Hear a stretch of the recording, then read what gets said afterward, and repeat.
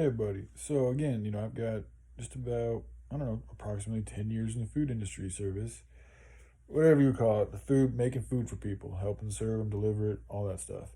And when I look back at all the people I've worked with, many, many, many different types of people, it's the kind-hearted ones, man. A lot of the time, like the real ones that aren't just blowing smoke up people's asses, because that's not what being kind is. Kind is really about having genuine affection for whoever it is that you're choosing to pay your attention to. It could even be an item. It doesn't have to be a person or a creature. But it's those people that, in my experience, whom have a lot of kindness or are nice people, have shown to be the most thorough, considerate, and the best workers. And they're also the ones that are willing to do the extra little thing in whatever situation to help things move in a more loving way for everybody. So they're ones who can take on the extra burden and are willing to do the extra, mile, go the extra mile to get the job done, take that sacrifice in order for the greater good of all. So, I just saw somebody talking about how bitches get stuff done, and yeah, y'all do, but you also fuck things up along the way. And it's like when you're doing things from that mentality, it's a lower vibrational frequency. So you're just not going to be as able to perpetuate love in whatever situation you're in, the more you perpetuate that bitchiness. So there is a way to get stuff done and to not be mean about it. You got to be firm sometimes, and you do have to call people out sometimes, and you see them, especially if what they're doing could hurt other people or themselves in a very unnecessary way.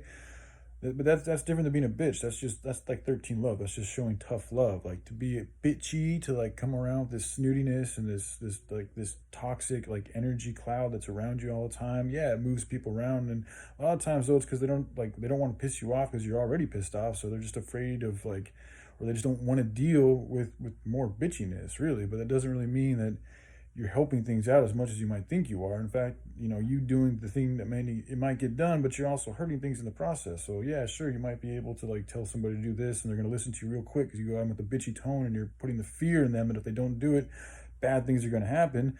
But they're going to carry that with them as they do the chore. And it's going to continue to build resentment. They're going to continue to fumigate about it. And they're not going to want to follow you or listen to you out of a desire to love you. It's more out of a tyrannical type dictatorship way of getting things done, rather than just being like loving, like, hey man, I could use some help with this. If you want to help me out, cool. If not, that's cool too.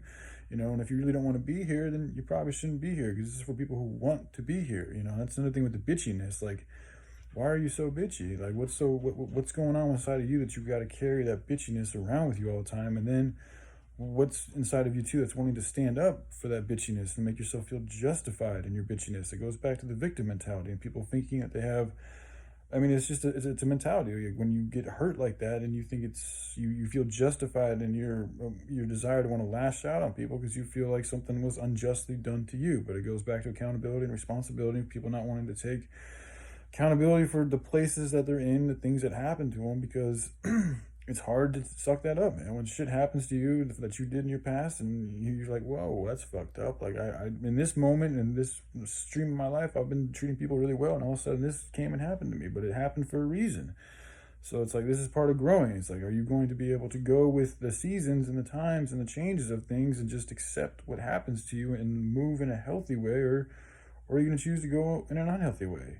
Choosing to be bitchy about shit all the time, especially if it's something you do all the time, it's just not healthy. It's not healthy for you. It's not healthy for the environment. It's not healthy for anything, really. So, and again, in my experience, like, there's a few individuals whom I've seen without even seeing this video. I was like, wow, this is probably the hardest worker I've ever been around. It's not just that he's like a super hard worker. He is, but it's also like his willingness to help out the environment in whatever way it needed to be done.